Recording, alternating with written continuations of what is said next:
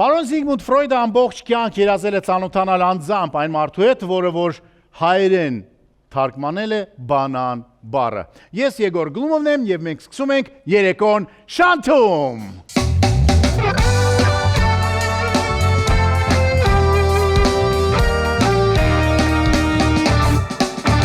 Պետք է մի անգամից ասեմ, որ այսօրվա գլխավոր հերոսը մարդ է, որը որ 49 օր եղել է երկրի նախագահ։ Դիմավորեք Ալեն Սիմոնյան։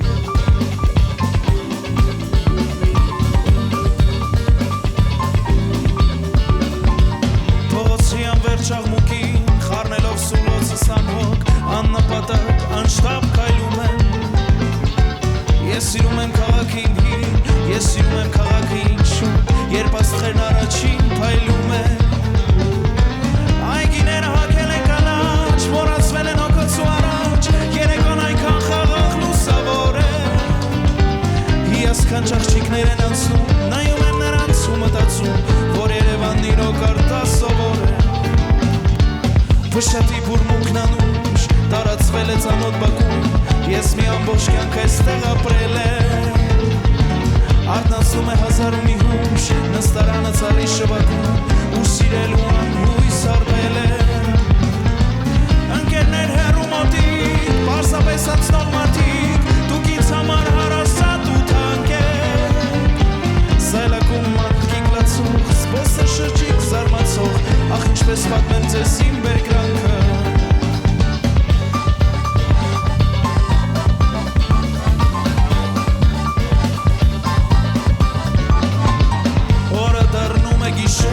Գունավոր լույսեր վարված, սրճարաններ կանչում իր գիրկը Կնստեմ ու կհիշեմ, սուրճս կմանապաղած Կթերթեմ հիշողության իմ գիրկը Մանկության պայծառորեն, ես գիտեմ դուք չեք կորեն Այսօր մակողքին կա երեկվանը Այս քաղաքը տունն է իմ, որքան էլ նոր, այնքան էլ հին Հույսերի քաղաք է Երևանը Դժվար ճամփին պատահեց եւ դառնություն ու մոտիկ մարդիկ չհասկացան ինձ ունեցա եւ հաղթանակ ունեցա եւ պարտություն բայց քաղաքը ինձ չմոռացավ ինձ տարապած ու ամեն իմաստուն ու անհեն դուք եք որ բուժել եք իմ վերքերը հարասատ ու աննման հույսի քաղաք Երևան քո մասին են իմ բոլոր երկերը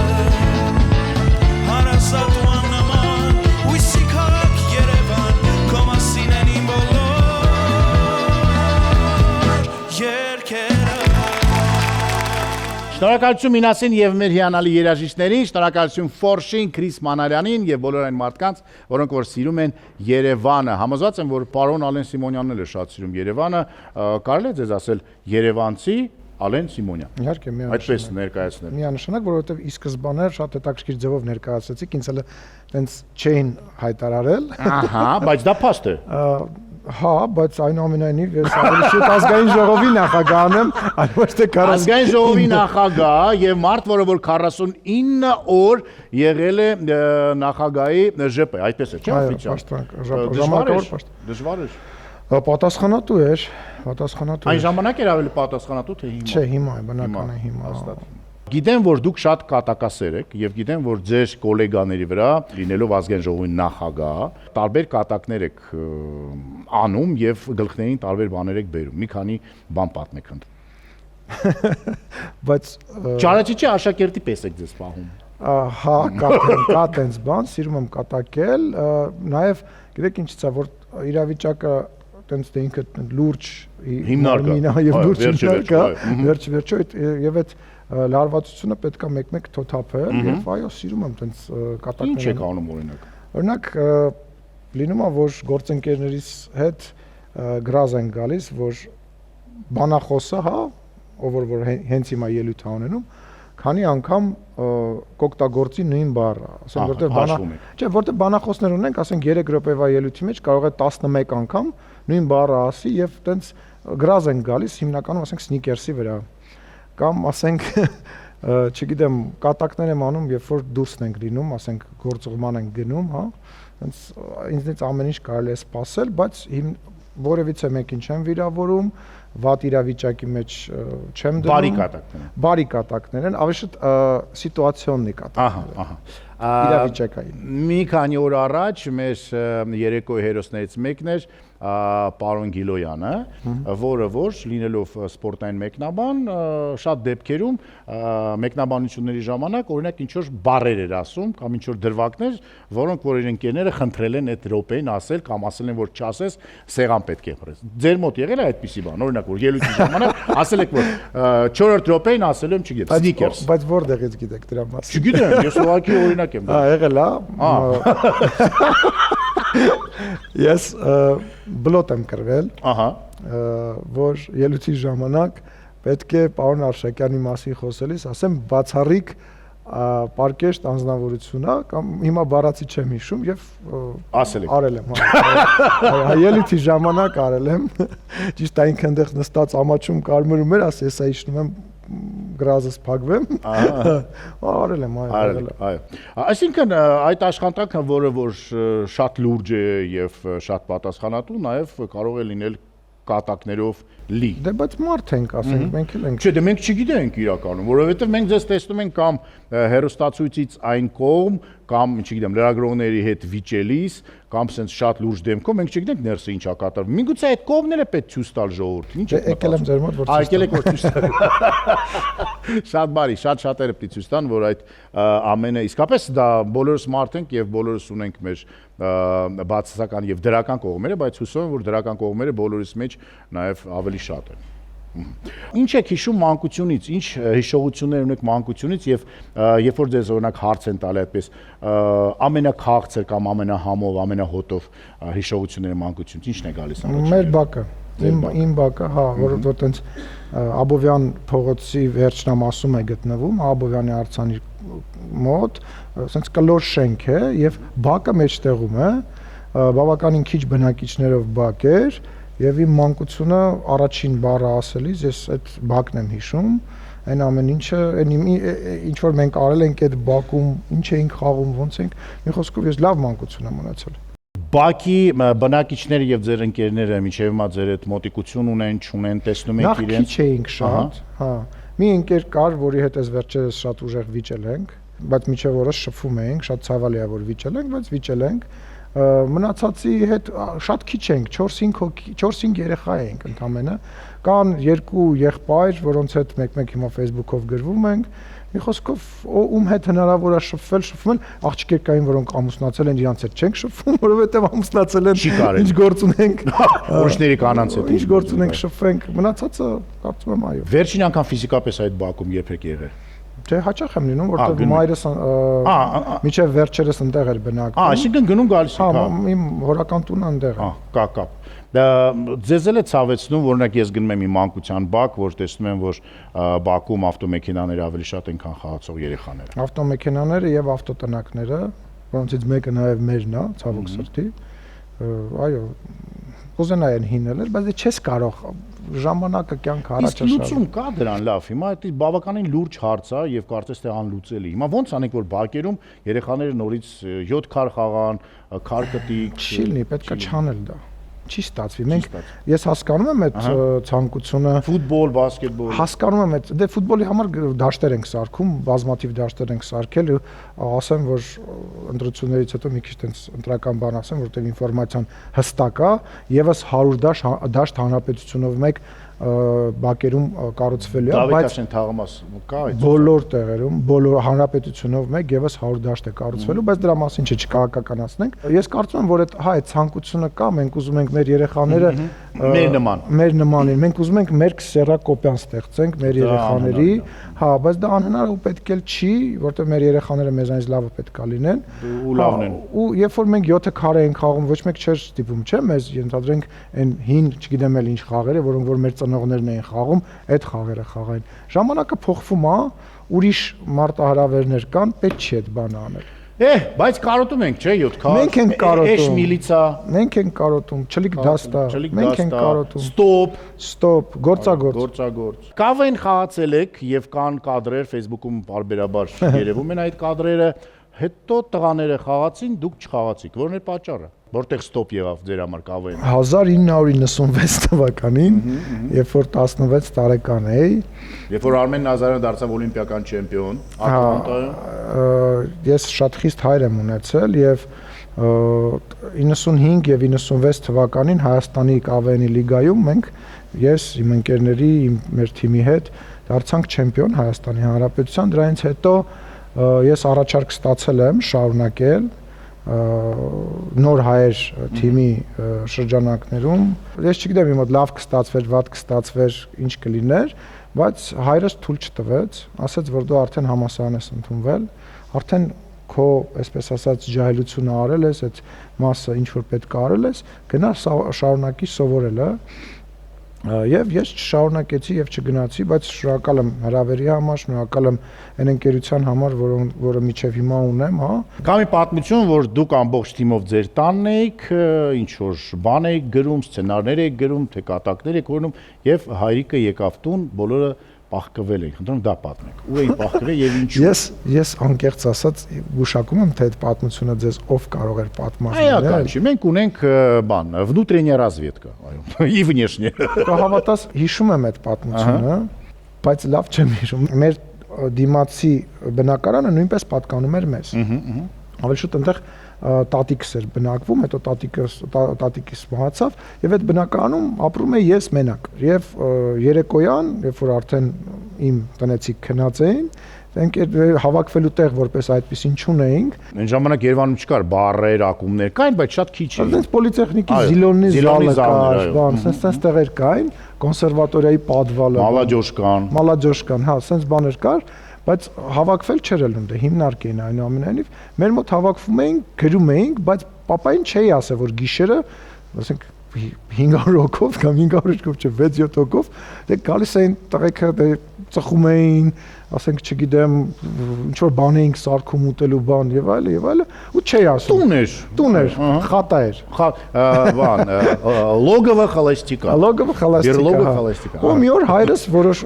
ինչ որ ձայնից երևի արթնանում ու որոշում գալ տեսնել թե զնման հա այ Հիշում եմ, որ բոլորս շատ արագ պահկվեցինք։ Դուք չեք պահկվել, տղաները մտել էին այնտեղ պահարանի մեջ, ինչ որ մեշոկների մեջ, պարկերի մեջ, կարտոշկի պարկեր այնտեղ գոյություն ունեն, որովհետև այնտեղ նաև պահեստ էր։ Եվ այդ կարտոշկան ըստ երևույթի պակասում էր, եւ երբ պարոն Սիմոնյանն մայրիկը ամուսնուն ասել էր, լսի, այդ կարտոշկան շատ արագ պակասում, բավական գող կա մի հատ գնա ուտես։ Ի տարբերություն շատ ու շատերին ծառայել եք բանակում։ Ինչ եմ ասում ի տարբերություն շատ շատերին, որովհետև այսօր շատ մարդիկ կան, որոնք որ բավականին հայտնի են մեր հասարակության մեջ, բայց բանակում չեն ծառայել, դուք ծառայել եք։ Ունեք բանակային լավ հիշողություններ եւ ինչ հիշողություններ ունեք բանակի հետ կապված առհասարակ։ Ինչ ժամանակ էր ձեր համար բանակը պետք էր ձեր ապագա կյանքում այդ փորձությունը, թե պետք չէր, միանշանակ պետք էր։ Իդեպ ասեմ, որ ես ազատված եմ եղել բանակի ծառայություն անցնելուց եւ գնացել եմ ծառայել իմ դիմումի հիման վրա, նաեւ հորս հորդորով, որովհետեւ երբ ավարտեցի Երևանի պետական համալսարանի իրավաբանական ֆակուլտետը, հայրս ասաց, դե նախ դու չես կարող որևիցե պետական պաշտոնյա լինես, եթե դու չես ծառայել։ Այդ ժամանակվանից մտածում եք, թե հայրիկը մտածել է։ Հայրիկը մտածում էր, ես անկեղծ ասած, ես միշտ ուզեցել եմ փաստաբան դառնամ իրականում։ Եվ դե իր ասածը օրենք էր եւ այլը, ու ես գնացել դիմում եմ գրել, որ գնամ ծառայության,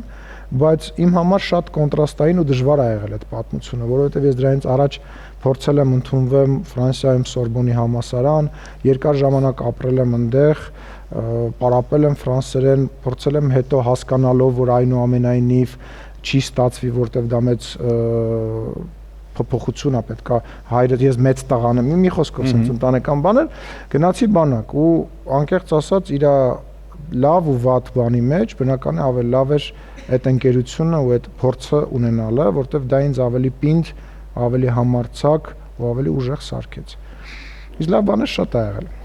Սանչաստի պատմությունը խնդրեմ պատմեք, երբ որ շատ հետաքրքիր ձևով մի զինվորին ռենտգեն է կարել։ Ռենտգեն։ Դե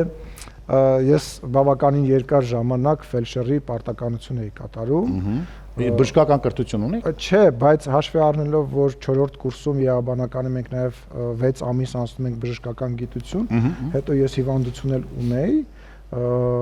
ինձ ավելի հարմար էր, հեշտ էր եւ նաև օգտակար էի ես այնտեղ եւ պետք է ասեմ, որ զինվորականը, որը ցավոք սրտի այլևս հիմա չկա, մահացել է, ով որ բուժկետի ղեկավարն էր, ինձ այնքան էր վստահում, որ սեյֆի բանալիները, որտեղ որ դեղորայք են թողնում էր ինձ մոտ, ու դե տարբեր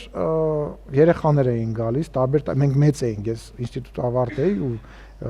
բավականին տենց մեծ քանակով մեր ֆակուլտետից տարել էին, գալիս էին ու տենց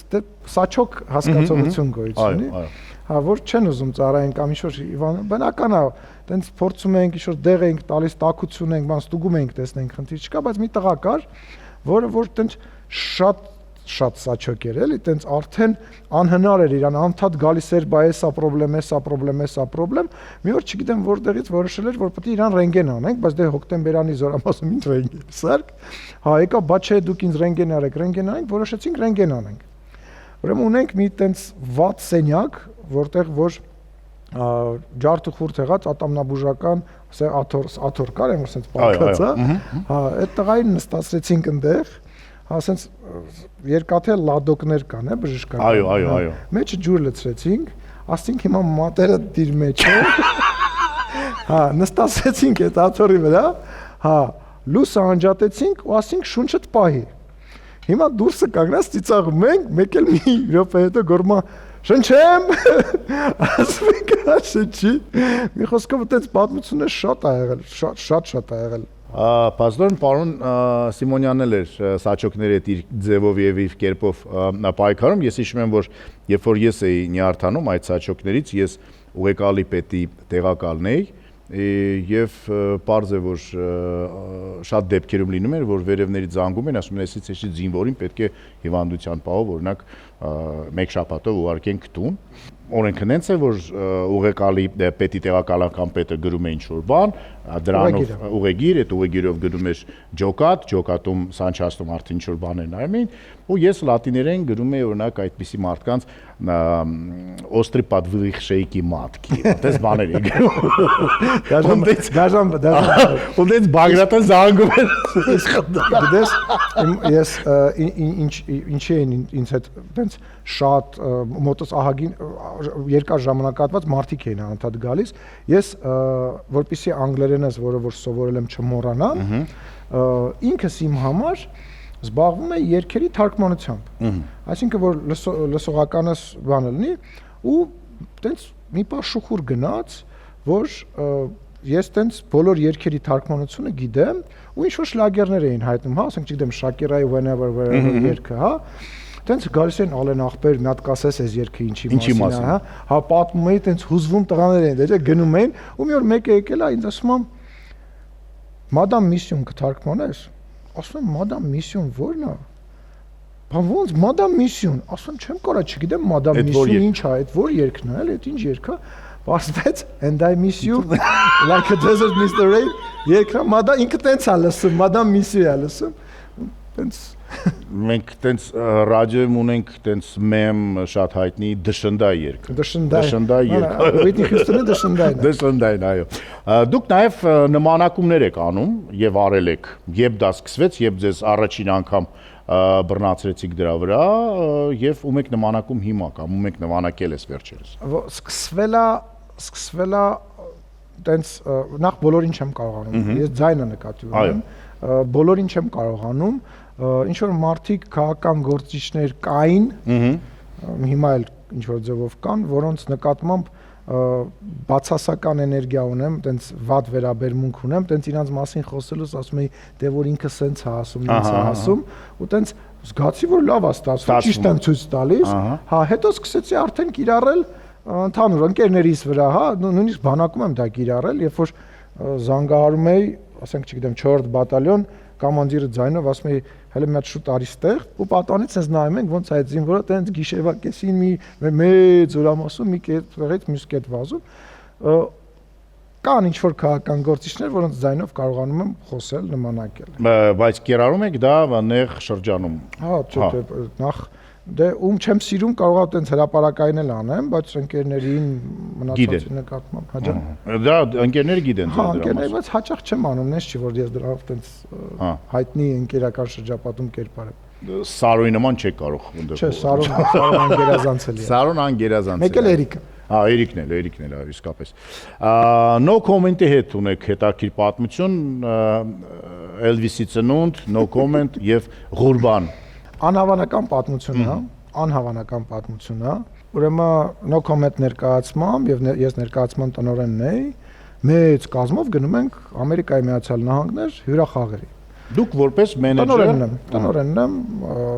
եւ նաեւ ընդ ձայնային եւ մի խոսքով թիմի անդամ եմ։ Պատասխանատու ինչ որ բան է, պարկած քնած եմ, ցերեկն է, դե ժամային փոփոխություն եւ այլն։ Jet lag։ Հա, զանգում են reception-ից հյուրանոցի, բա ձեզ մարդ է հարցնում, ասում եմ, ես դե պատկերացնում եք ճանապարհով, ասում եմ, ով։ Ասում են Ղուրբանը։ Ասում եմ, ես չեմ ճանաչում Ղուրբան անունով մարդ, կներեք, բարի գիշեր, ու քնում եմ։ Ասում է 4 ժամ, արդեն ժամը 5-ն է, 6-ն է պետք է պայմանավորվենք գնանք հաց ուտելու, որպեսզի պատկերացնենք մեր կազմը ամենատարբեր կազմն է, հա, ասենք չգիտեմ Բրեժնև, Սասունցի Դավիթ եւ Չեբուրաշկա, ոչ մի կապ չունեցող իրար հետ մարդկանցով ենք, հա, տենց Հայկոնա, Մկոնա, Հովոնա, Անդոնա, Ռաֆոնա, Ռիչարդ Մադլենյանն է, Հասոնա Կարքին եւ այլ, մի խոսքով այսպես մի հատ կազմ ենք,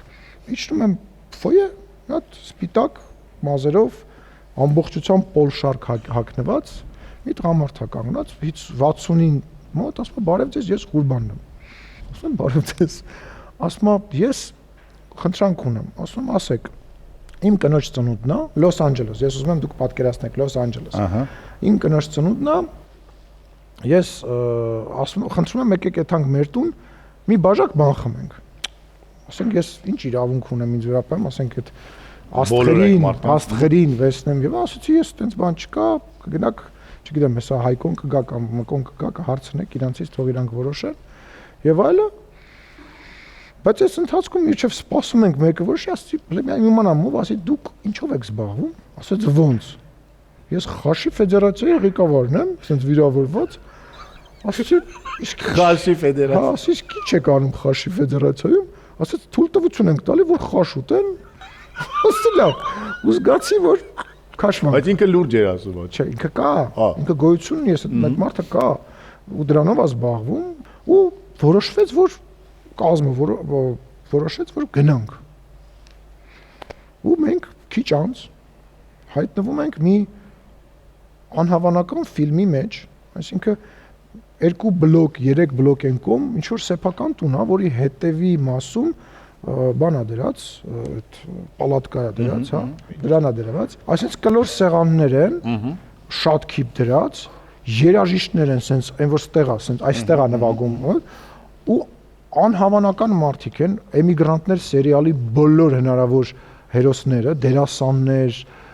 ինչ որ մարդիկ, հա, հայ, հայկական համայնքի բոլոր տեսակի ներկայացուցիչները ու իր կնոջ ծնունդը չի, այլ մի տղու ծնունդ է, որի անունն է Էլվիսը։ Ու չկա այդ Էլվիսը, չգիտենք Էլվիսը ով է, մի հատ ինչ-որ սենց պալասատի սառոջկայով տղա է գնում գալիս, ասում է ձեր մոտ ամեն ինչ նորմալ է, ասում են, հա, նորմալ է, բայց չենք հասկանում, գիտես, Կուստուրիցայի կինոների մեջ ենք հայտնվել, բարից գնումով, ինչ որ անհասկանալի կենացներ են խմվում, այսպես դստած ոչ ուտել ալնում, ոչ բան, հաջորդ հարվածը այնա, որ դերասան Ռաֆն է գալիս, մի աղջկա հետ, որը կրկնօրինակն է Անդոյի, բայց աղջիկ կար երկար մազերով, նույն ձևի։ Փաստորեն ոչ միայն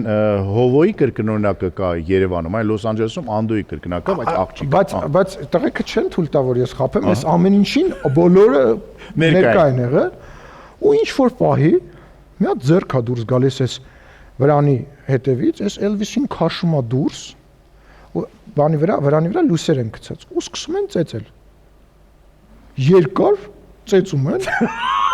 Ու մենք սես նստած նայում ենք, ու գիտես ոնց են չինական թատրոններ, ճապոնական թատրոններ կային, որ սենց լույսի բա, սենց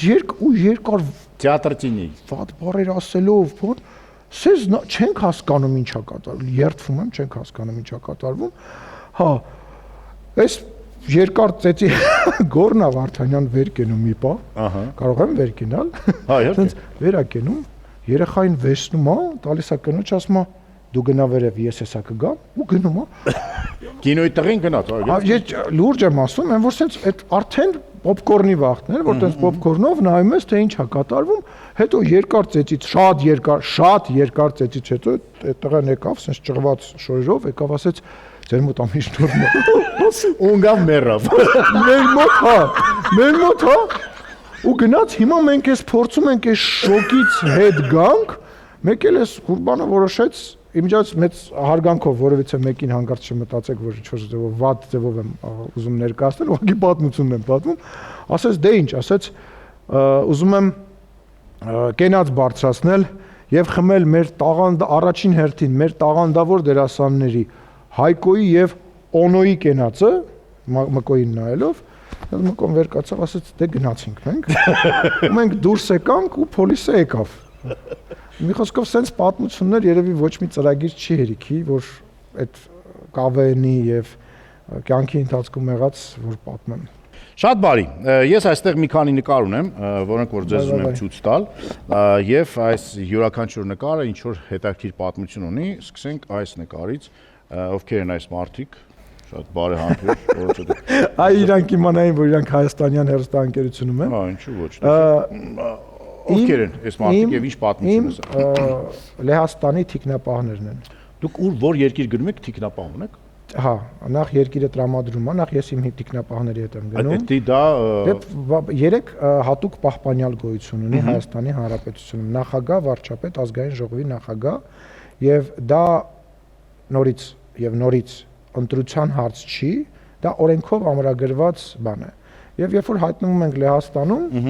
այցի ժամանակ պարզվում է, որ ինքնաթիռների հետ կապված խնդիր կա եւ մի օր ուշ պետք է թռնենք։ Մի օր կերկարի եւ դե թիկնապահներն են, ես եմ, իմ թիկնապահներն են, ինչ անենք, քայլեցինք քաղաքով, չգիտեմ, խանութ։ Վարշավայի մասին է խոսքը։ Վարշավայի մասին է խոսքը։ Ասացի, իսկ ինչ հետաքրքիր բան ունենք, դե տենց ես փորձում եմ միշտ ընկերություն անել շփվել բան։ Ասես դե էս կա ջրաշխար կա, ասի եկեք գնանք ջրաշխար։ Լեհական ջրաշխար, այո։ Ինչու՞ ոչ։ Ասին լուրջ ես ասում։ Ասի հա։ Այն որ few moment later, մի քանի րոպե անց, ու ես թիկնապահների հետ գնացինք ջրաշխար։ Իսկ պատրաստված եք այստեղ պլավկի ունի։ Գնացինք խանութ։ Առանք ինչ որ անհրաժեշտ էր։ Ջրաշխարը։ Գնացինք եւ մի քանի րոպե անց այդ կլոր բաների վրա ես թիկնապահի հետ նստած այդ բանով Տրուբայի մեջով շատ լավ ընկերներ են, ընկերացել ենք, իրանք եկան Հայաստան, մինչև հիմա կապի մեջ ենք, գրվում ենք Instagram-ով, իրար հետ ընկերություն ենք անում, շատ լավ ընկերական բան։ Տեսեք, այս մարդիկ տեսել են պարոն Սիմոնյանին պլավկիով, ի տարբերություն մեզ։ Так, երկրորդ նկարը, սա տեսեք, որ ազգային ժողովն է, հոկտեմբերի 2-ն է սա։ Հա, դիմաց մարդիկ ինչ պատմություն կա այս նկարի հետ կապված։ Այս հոկտեմբերի 2-ն է, ես այդ ժամանակ ազգային ժողովի ելք-խմբակցության падգամավոր էի, երբ որ հանրապետական կուսակցությունը որոշել էր օրենք փոխել, որպեսզի մենք չկարողանանք ընտրություններ անցկացնել, եւ վարչապետ Նիկոլ Փաշինյանի կոչով մարդիկ ուղղակի սրճարաններից, տներից վեր կացան եւ կես ժամվա մեջ շրջափակեցին պարլամենտը, բայց ուր էի ես։ Ուր եք դուք այս նկարում, կարող եք ցույց տալ։ Ես օթում էի այդ ժամանակ։ Դուք օթում էիք։ Ես հերթական ԱՄՆ-ի այցից հետ էի գալիս եւ արդեն օթում ինտերնետ ունեի, դե սամալյոտի ինտերնետը ինչ ձև ինտերնետ պետք է լինի, SMS է գալիս վարչապետից, ուր ես։ Գրում եմ օթում։ Գրելանդիայի վրա։ Հետ եմ գալիս, ձեզ ասել էի, հա ինչ որ դե տարեր է գալիս։ Դե վարչապետը տենց ինքը շատ գրագետ է, էլի, ասենք տենց ինչ ա եղել Աստված իմ, ու գրում եմ, ինչ կա, ինչ ա եղել, բան ա եղել, չի պատասխանում, բայց ինչ տարեր ա գրած։ Վերջը ինչ որ պահի կարողացա միանալ ինտերնետով հասկանալ թե ինչ է կատարվում, ուրիշներից հարցնելով, Դուք հասկացաք թե։ Հա, գրեցի ասի ընկերներից գործը ինչ է կատարվում, դե թռել ենք ու գործընթացը սկսել է։ Հա։ Հիմա սիրտս կանգնում է, չգիտեմ ինչ անեմ, այդ ինքնաթիռի մեջ sense եթում գալիս եմ, ուզում եմ մտնել բան լոջիկի դուրը ծծի, ասի կլինի մի քիչ գաստաս, եկա հասա Երևան, բագաժս չվերցրեցի, հասել եմ ազգային ժողովի մոտ, պատի վրով անցել եմ։ Դեռ մարդիկ կային տեղ։ Հա։ Հետո եկա ու հասցրեցի, հասա այս պահին, վարչապետի հետևում հայտնվեցի, ելույթ ունեցավ, ասես դրեց մեգաֆոնի, շո պետք է քայլենք ինչ-որտեղ, շուրջակավ ասեց. «Ես դու եկել ես»։ Ասի եկել եմ, այս այդ գեղեցիկ օրն է։ Փաստորեն վարչապետը բարձացել էր, դեռ չգիտեիք որ դուք եկել եք։ Իջել է բեմից Չէ, ինքը գրելա ուր ես ասել եմ Գրենլանդիայի վրա, մի քանի ժամ հետո տեսել Գրենլանդիան։ Դուք նաև ունեք այլ հոլիվուդյան, եթե Կուստուրիցայի մասին պատմեցինք, հիմա ֆիլմ, որը կարելի է կոչել Փախուստ Շոուշենկից։ Մի անգամ ձեր ետևից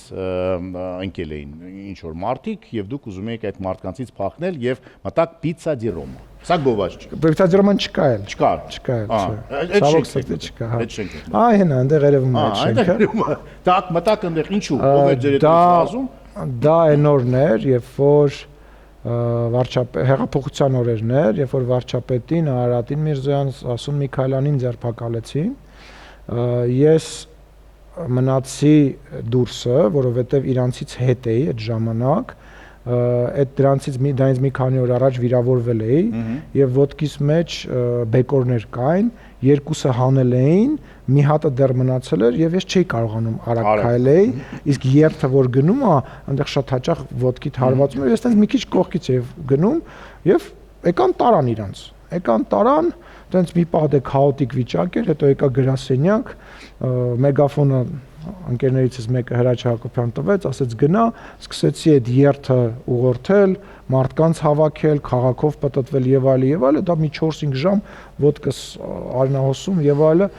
օրվա վերջ էր արդեն գալիս էինք Հանրապետության հրապարակ եւ 100 հազարավոր մարդիկ, հա, եկանք հրապարակ, արդեն ուղղակի ի վիճակի չէի ոչինչ, ոչ քայլել, ոչ խոսել, ոչ մտածել, որ լրիվ սպառված եւ զանգ է գալիս ձեռքիս, ընկերներիցս մեկը ասում է, ոստիկանությունը գալիս է, քեզ փախցնի, որ այս միտինգը վարել ես, դե ասի ես արդեն իմ գործը արել եմ, արդեն մնացած ընկերներս եկան, Ռուբեն Ռուբինյան, մի խոսքով, Էդուարդ Աղաջանյանը արդեն այնտեղ եւ այլ, ասի մավրս դելը свое дело, ամենա, ասենք 4-5 ժամ արնահոսող ոտքով արել եմ, գնամ, ասի, հիմա ինձ որ բռնեցին, ինձ էլ որ բռնեցին, ինչ է ավելանալու, եւ տենց այս հրապարակի այդ ֆանտանների մոտից, շատրվանների մոտից քայլեցի, եկա հասա Պիցա դի Ռոմային, հա, տենց հեռախոսս անջատեցի, մտա ներս, սև ելք, որն է, շուտ, Բալեն ջան, ինչ ա եղել, ասի բասեք որնա, արի, տենց ինձ երկար տարան, բարձացա, իջա, մտա խոհանից դուրս եկա, ու որ դռնից ներս էի մտել, կողքի դռնից դուրս եկա, ասենք կողքը դալանքը, հետ էր իրաց դա մուտքը, ասենք ավելի բռնեցի, ավելի գախնի բան չէր կա, չէ, չբռնեցի։ Հա, փաստորեն տեսեք որ կարողացավ պարոն Արոն Սիմոնյանը դուրս գալ ետնամուտքով եւ չբռնվել։ Բայց ես մի խնդրանք ունեմ։ Ասեք։ Կլինի ինձ Ալեն ասեք։ Ալեն։ Հա։ Okay։ Առհասարակ թե այսօր։ Առհասարակ։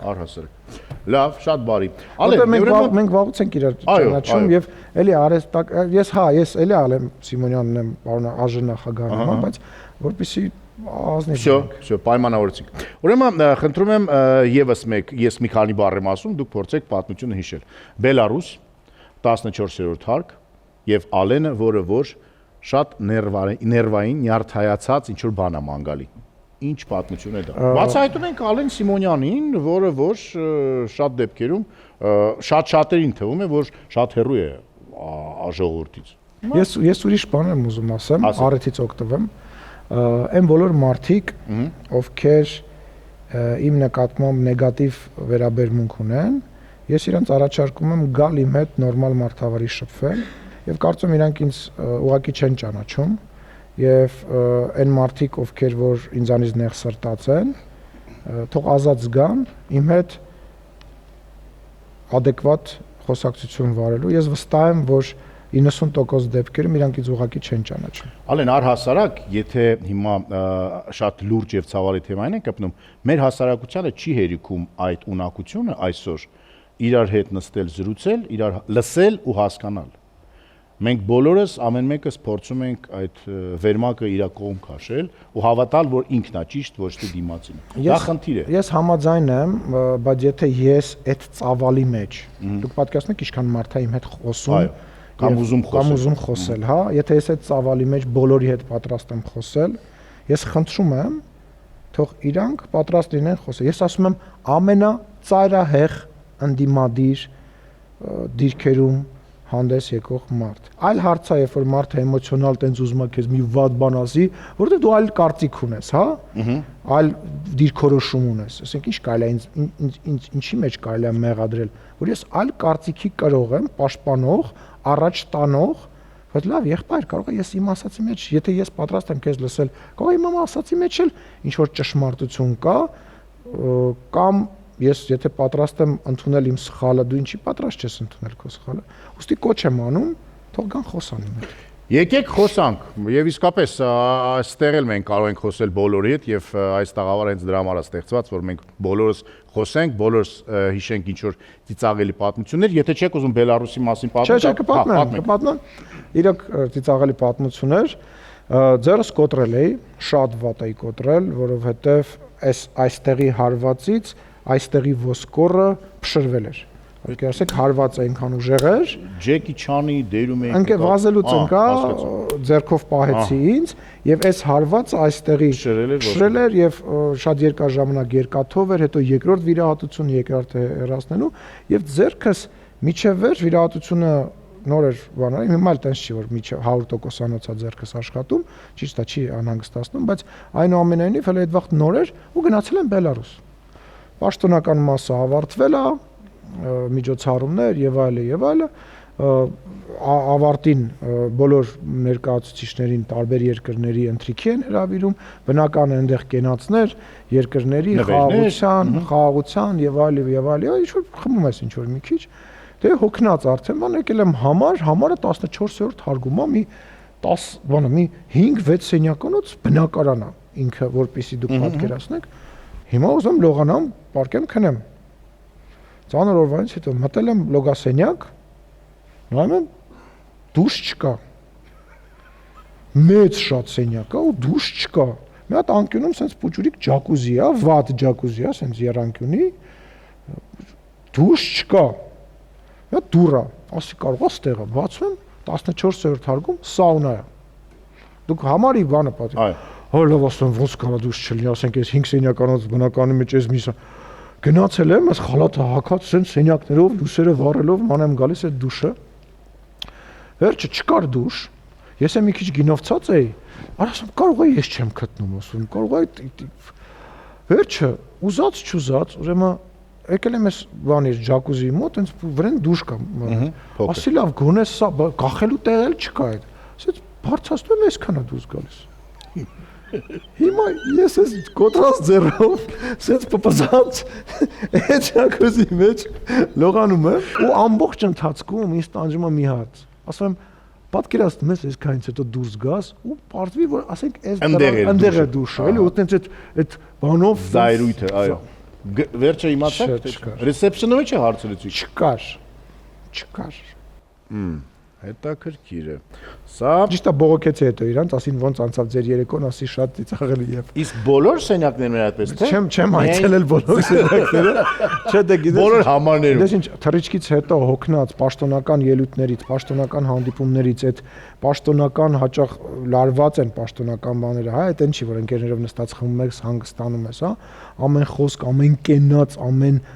բան դու պետք է ուշադիր լինես քո երկրի բանը պահես, դիրքը պահես, միևնույն ժամանակ հասկանալով չվիրավորելով ոչ մեկին։ Նո, իրականում զարմանալ չի, կարող է Լուկաշենկոն զանգել էր, եթե ներկա չէ, ասել էր Սիմանյանը մոտ է դուտ։ Դժվար, 415 номер, в котором нет душа։ Չնայած դա սակավակ է։ դա կոռեկտ չի, տենց բաներ չի արվում։ Բայց լավ, այտենց դեպքերում, չէ՞ որ դուք տեսեք, հիմա եթե իմ հետ պատահի, ես կարողա դուրս գամ, սկսեմ գորգորալ կամ զանգեմ ռեսեշոն, ասեմ ինչ, բայց դուք իսկապես երկրի ներկայացուցիչ եք եւ անգամ այդ պահին մտածես։ Լսի, բանը անչա, նախ իրավիճակից է կախված, հա։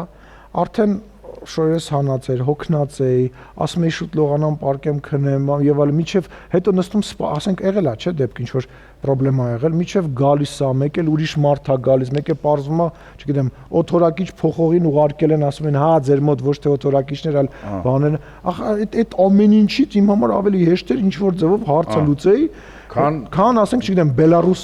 ինչ որ թիկնապայի, ասեի, գիտես ինչ էլ նա կամ զանգեի ինչ որ մեկը։ Դրա համար եմ ասում, ամեն մարդու գործ չի սա, իսկապես որ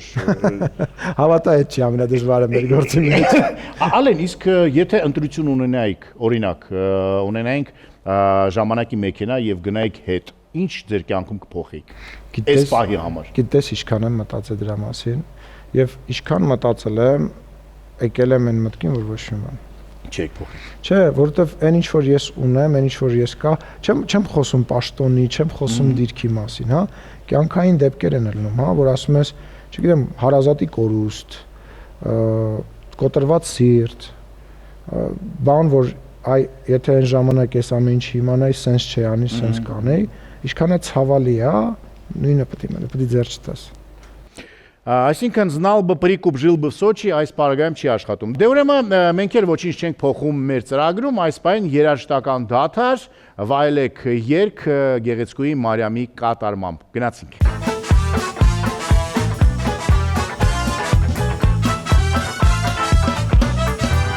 À 18 ans, je quitte ma Provence, bien décidé à poigner la vie, les cœurs légers et le bagage immense. J'étais certain de conquérir Paris. J'ai lu d'ailleurs le plus chic, je veux faire ce complet bleu qui était de dernier cri. Les photos, les chansons, les orchestrations ont duré seul. Je voyais déjà un haut de l'affiche, à 10 fois plus gros que n'importe qui, mon nom s'est allé. Je voyais déjà à tous les riches, signer mes photos, admirateurs que se bousculaient. J'étais le plus grand des grands fantaisistes, faisant des succès si peu que les gens m'acclamaient debout. Je voyais déjà, cherchant dans ma liste, c'est le qui le soit pourrait pas vraiment se poudre mon cou. Maîtresse d'envie bien sûr, sur mon maquillage, mes robes brillantes, le geste précis et tu réserves. Mettez notre vie à bout, les prenant de l'âge. Mais j'ai décidé, je connais en été, j'ai croissant. Je me voyais déjà en haut de l'affiche, a dit le plus gros que n'importe qui, mon nom s'est allé. Je me voyais déjà, chaque jour dans ma liste, c'est lequel au soir pourrait faire favor se prendre mon cou. À 18 ans, je quitte ma Provence, bien décidé à poigner la vie, les cœurs légers et le bagage immense. J'étais certain de conquérir Paris. J'ai lu d'ailleurs le plus chic, je veux faire ce complet bleu qui était le dernier cri. Les photos, les chansons, les orchestrations ont duré seul toutes mes économies. Je me voyais déjà en haut de l'affiche, à 10 fois plus gros pour n'importe qui, mon nom s'est allé. Je me voyais déjà à tous les riches, signer mes photos, admirateurs.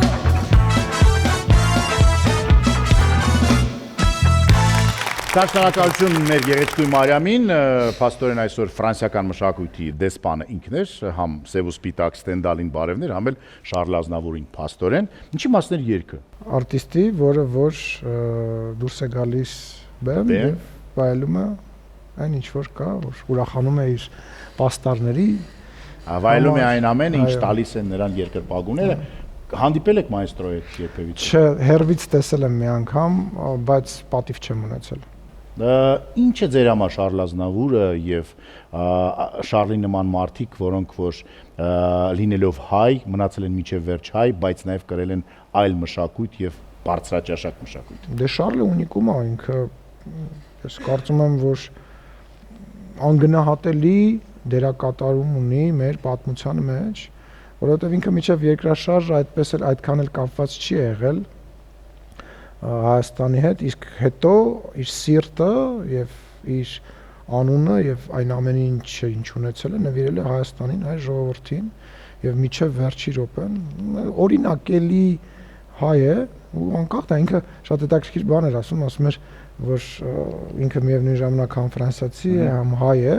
եւ ինքը ֆրանսիացիների համար էլ նույնպես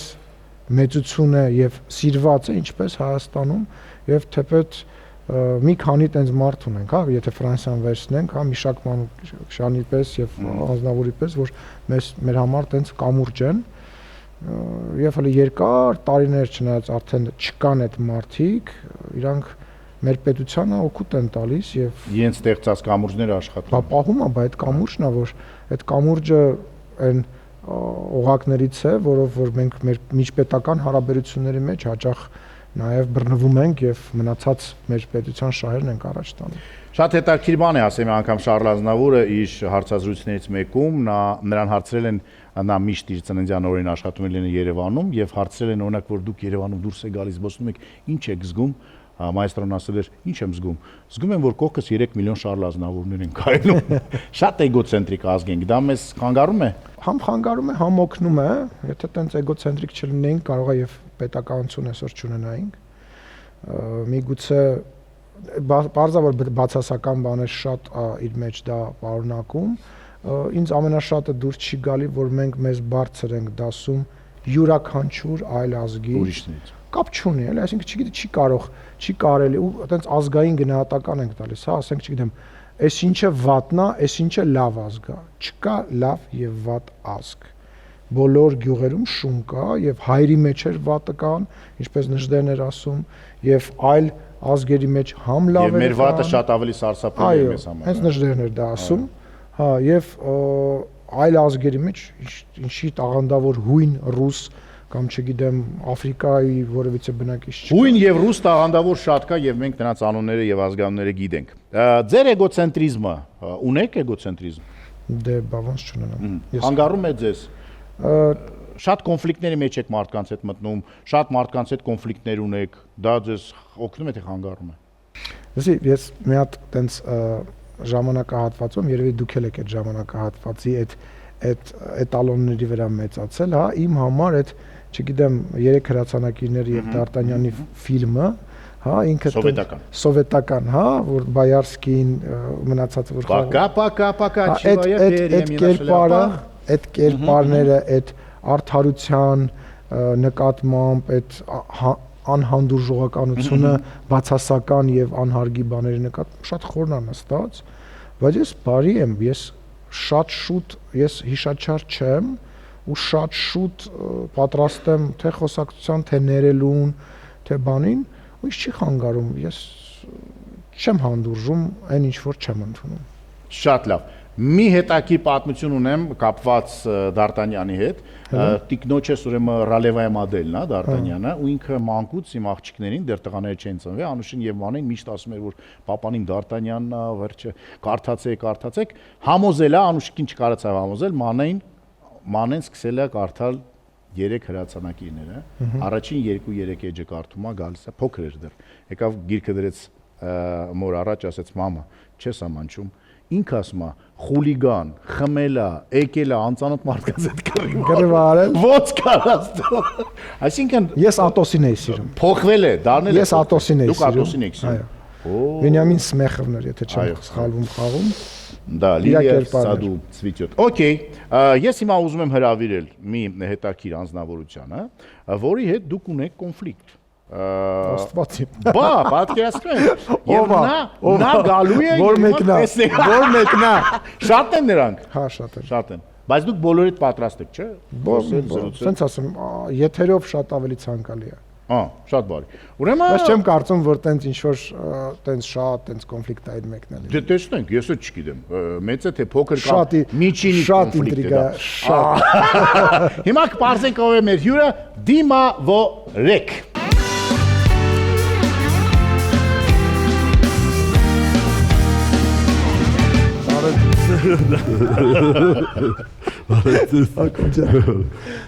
Բարև ձեզ։ Աստված իմ թող բոլոր իմ կոնֆլիկտները Հակոբի հետ լինեն։ Ահա։ Նախ բարև ձեզ, շնորհակալություն, որ եկաք։ Ես եմ շնորհակալ։ Կոնֆլիկտը լուրջ էր։ Չէ, կոնֆլիկտը լուրջ չէր։ Ուղղակի վերջի խոսակցությունը անհաջող էր։ Հերախոսով եք չխայնացել իրար վրա։ Ես մի բան ասեմ, Ասեք։ Սիմիձյան Հակոբը եզակի մարդկանցից է իմ ընկերների Այսօր քեզ են գովում, այսօր ինչ Չէ, էլի իմ մասին է, ինչ է լինի իմ մասին է։ Եզակի մարդկանցից է, որին ես պատրաստ եմ, չգիտեմ, ինքը ինձ ինչ ասի, ես մեկ այրանց չեմ նայում։ Մեր մոտ տենց վստահության բան կա։ Ինքը ինձ կարա ջղայնանա, գորգռա,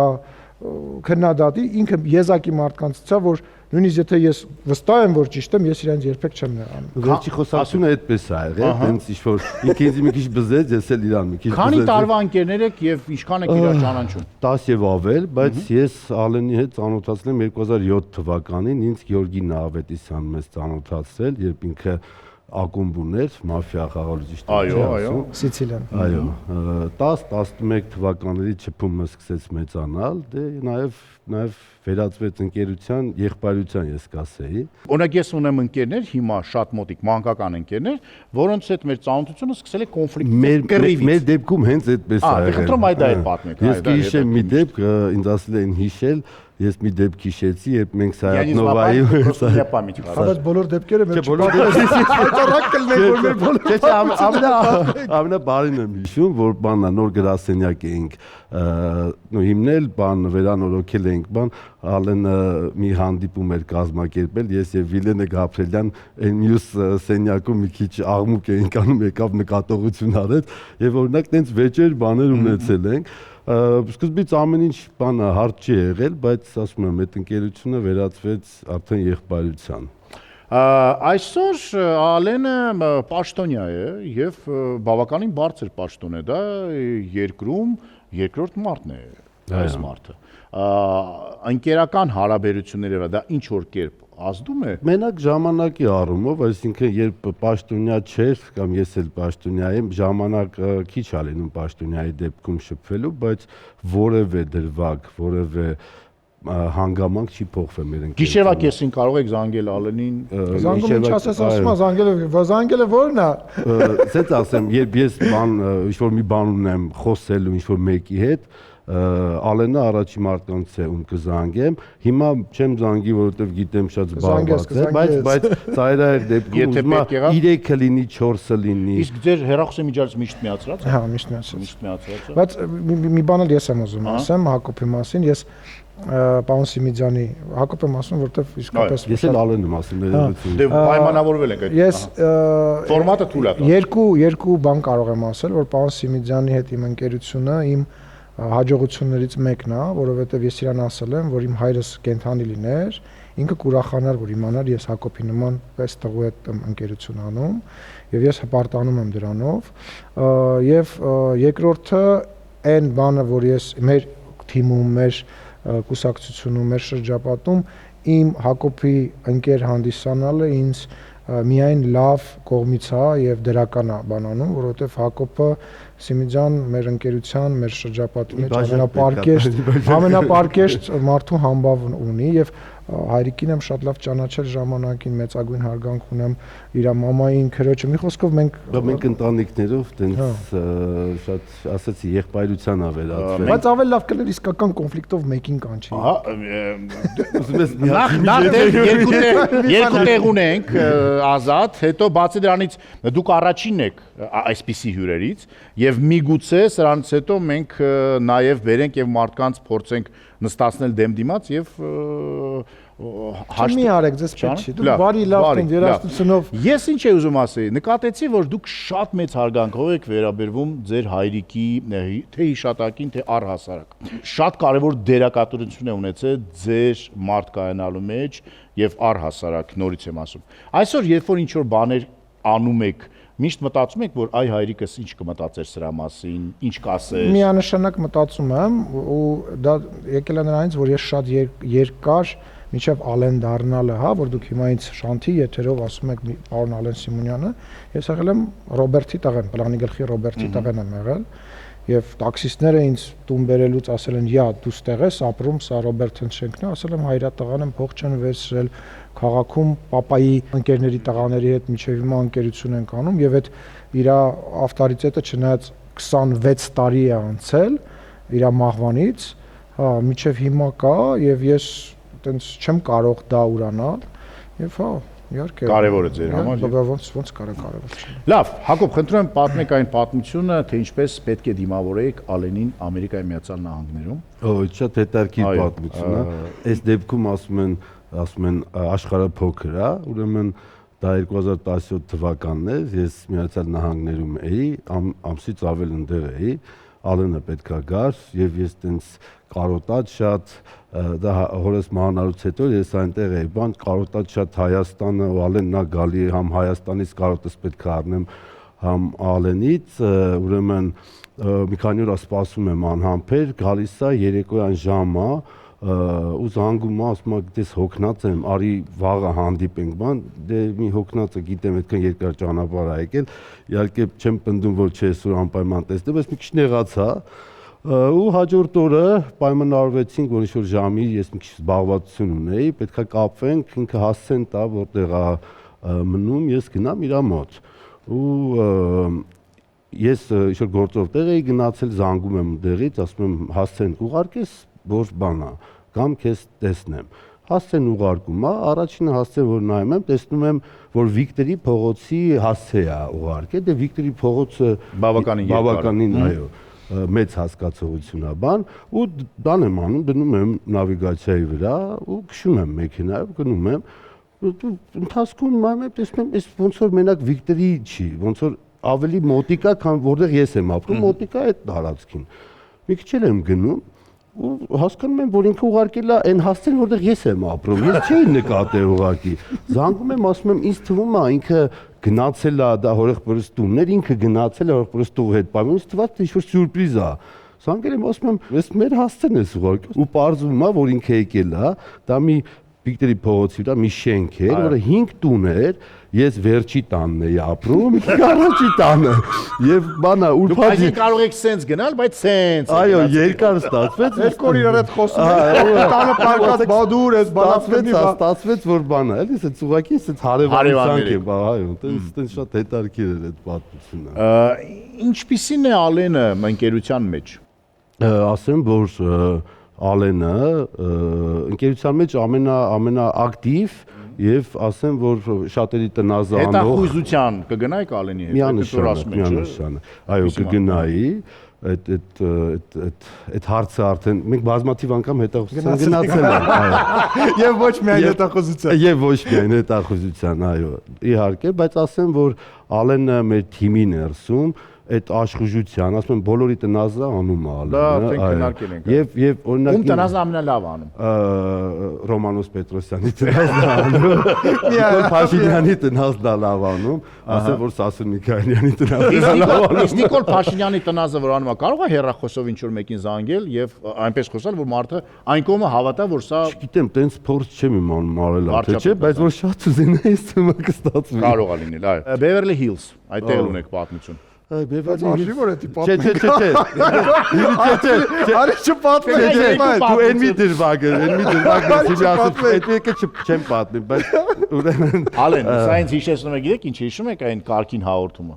Այն որ ասում է 44։ Այո։ 50, չէ, սա չէ։ Մավկլուբում նկարվել է։ Այ մոտա նկարվում։ Ասեմ որ բանը մեզ հրավիրել էին մի տուն, որտեղ ինչ-որ վթար էր եղել, հրդեհ էր եղել եւ կարծես անհանգույց է ջեր աշխատել։ Թող ես պատմեմ։ Բայց առանց անունների, էլի խնդրում։ Առանց անունների գնաց Բայց ո՞նց պատմեմ Հակոբ։ Ես ես որոշել եմ որ պատմեմ։ Վերջը սանհանգույցը կարծես չի աշխատում եւ պետքա վերջը Ես գալուց այդ թվում մի շատ հայտնի մարդու եղբորը հանդիպեցինք, ես անունը չեմ տա իհարկե հիմա բան, բայց Ալենը շտապ արագ գնում է, ես այդ մարդուն բարևում եմ, ասում եմ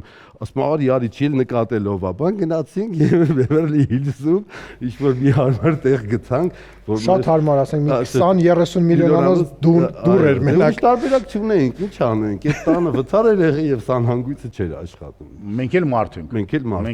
ենք։ Գարեջուր ենք խմել։ Ուզում եմ ասեմ, ես ու Ալենը Beverly Hills-ում Beverly Hills-ում պատմություններ ահագին բաներ տեսած ենք Beverly Hills-ում, հասկացա։ Իդեպ ասիկ բանը Գարքին հաղորդման մեջ 44, որը իմ մոտ է նկարվել։ Դա միակ դեպքն է, որ ես մեջը նկարվել եմ Գարքին հաղորդման մեջ, որ բաներ են լուրեր են տարածում, որ ես ինչ-որ տենց էլի դերեր եմ խաղացել, չգիտեմ, դագաղում եմ պարկած եղել եւ այլ, արդյոք օգտվեմ։ Դա միակն է եղել։ Դա միակ դեպքն է եղել, որովհետեւ իմ մոտ է դա նկարահանվել, իմ ռեստորանում է նկարահանվել, դա միակ դեպքն է եղել։ Ուզում ցրեմ էլի այս պատմությունը։ Այս պատմությունը արդեն ավարտվեց, այո։ Ես թվում է այս ծրագիրը պետքա կամաց-կամաց փակել, որտեղ իմ մտքով էլ բան անցավ, որ ուզում էի պատմել, հասկացա, որ ավելի լավ է չարժի։ Ես առաջարկում եմ լսենք մեր վարպետներին, որովհետև հերթական երաժշտական դադար այս հիանալի զրույցի արանքում։ Մնացեք մեզ հետ։ Երեկոն Շանթում հեռուստաշոուի հովանավորն է L-Drive Holding-ը։ Եթե մտածում եք էլեկտրոմոբիլ գնելու մասին կամ փնտրում եք վստահելի սերվիս եւ օրիգինալ ավտոպահեստամասեր, L-Drive Holding-ը առաջարկում է ամբողջական եւ համակարգային լուծումներ մեկ վայրում։ Փորձ, պատասխանատվություն եւ նորագույն տեխնոլոգիաներ։ L-Drive Holding-ի շնորհիվ ձեր ընտրությունը կլինի վստահ եւ ժամանակակից։ Եթե փնտրում եք ոչ եւ որակ, այցելեք Van Cleef խանութ սրահ Մեգամոլ 2-րդ հարկ։ Այստեղ կգտնեք տղամարդկանց էլեգանտ կոստյումներ, առօրյա հագուստ եւ ոճային աքսեսուարներ։ Van Cleef, երբ ոճը խոսում է ձեր փոխարեն։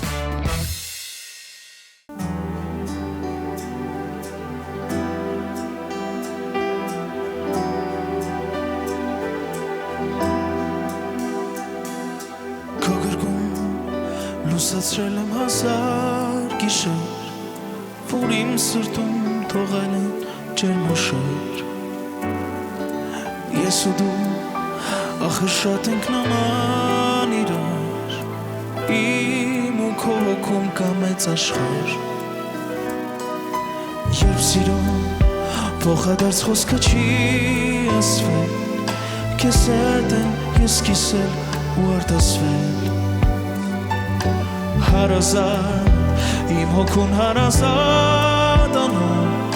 որ իմ սրտից չի հեռանում։ Երևան, անչափ սիրում եմ քեզ, Երևան, հոգումս ես, ինչ էլ որ լինի, միասին ենք մենք երկուսով։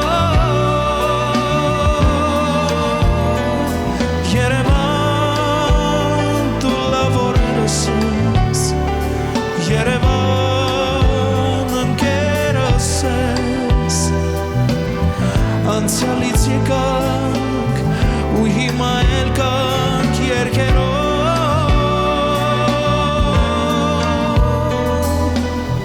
բայց երկնքի տակ դու սիրո հավերժ քաղաք։ Ես գիտեմ նեղանում ես ամբողջ հոգով, երբ ես քեզնից հեռու եմ օրերով, բայց հաստատ վերադարձս քեզ մոտ է միշտ, ես ու դու կիսել ենք սեր թե վիշտ։ Օրեցօր քո պատկերն է փոխվում միայն, բայց մեկ է սրտերում քաղաքն է սայն, որ երբեք չի թողնի մեզ երբեք մենակ, դու իմ սիրո հավերժ քաղաք։ Երևան, անչափ սիրում եմ քեզ, Երևան, հոգումս ես,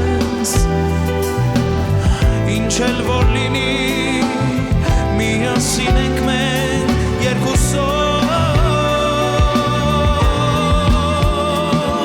Երևան դու լավ օրերս ես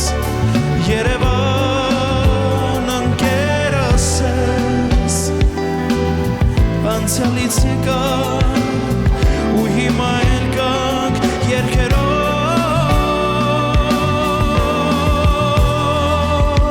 բայց երկնքի տակ դու սիրով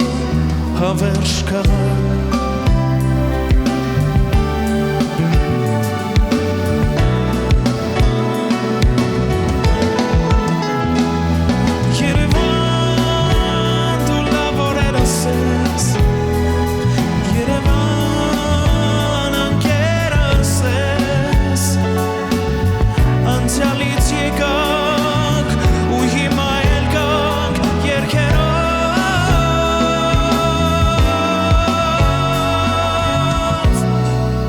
Երկնքի տակ դու սիրով հավերժ քաղաք Շնորհակալություն Մինասին եւ մեր երաժիշտներին գեղեցիկ կատարման համար, սա էլ Հայկոյի Երևանն էր, Երևանը ապրում է Հայկոյի երգերով, Հայկոն կենթանի է, որովհետեւ այդ երգերը կան մարդիկ, որոնք որ հիշում են Հայկոն եւ այդ մարդկանցից մեկը Ալենն է։ Ես էլ ունեմ Հայկոյի այդ հիշողություններ, բայց օրինակ մտածեցի, որ ինձ էլ որ այս ֆորմատով կանչեին, ասեցի, չէ, այդ պատմությունը չեմ պատմի։ Ու նոր մտքովս անցա, որ այդ պատմության երկու հերոսները Հայկոն եւ Արոն Մարտիրոսյանն արդեն ստեղ չեն, մեր հետ չեն։ Կարլտոն Ռիցի մասին չեմ պատմի այդ պատմությունը։ Ինչ պատմություն ունեք կամ ինչ հիշողություն ունեք վառ Հայկոյի հետ կապված։ Դժվար է, մենք տենց շատ վաղեմի ընկերներ ենք եղել, ինչ որ պահայղը քիչ ենք շփվել, պահայղը շատ ենք շփվել, բայց միշտ շփման մեջ ենք եղել։ Ալենը տենց շատ տակ տղա էր ու ախ եթե Հայկոն իմանար, որ ոնց է Երևանը, Հայաստանը սքալու իր գնալը, ոնց էր Երևանը տենց մեզ գիտեք, ոնց էր, ասենք դու գիտես, ասենք սաղս գիտենք, ասենք sense լուր քաղաք էր, որտեղ տեղ հնչում էին Հայկոյի երգերը։ Անհավան, որ կազմակերպեին ինչ որ մեկը, տես չէր լինի կազմակերպել ու անարդար էր։ Իրա գնալը անարդար էր ու դե որևիցե մեկի գնալը արդար չի, բայց չգիտեմ ես երևի Այդքան տաղանդավոր, այդքան երիտասարդ տանք, այդքան բան ուներ դեռ ասելու իսկապես, բայց դե այդ հարցերը մենք չենք որոշում, ցավոք սրտի։ Լավ, շատ չտխրենք, ուզում եմ հերթական հյուրին հրավիրել այստեղ, մարդ, որը որ կարող է ոչ միայն կենացների տեսքով օրինակ ինչ-որ բաներ ասել, այլ կարող է իր ընկերության մասին իհարկե, այլ կարող է այդ կենացները վերածել երգի, երաժշտության, հերթական ինտրիգը, ով է։ Տեսնենք ով է հերթական հյուրը Ալեն Սիմոնյանի երեկոն Շանթումի եթերում։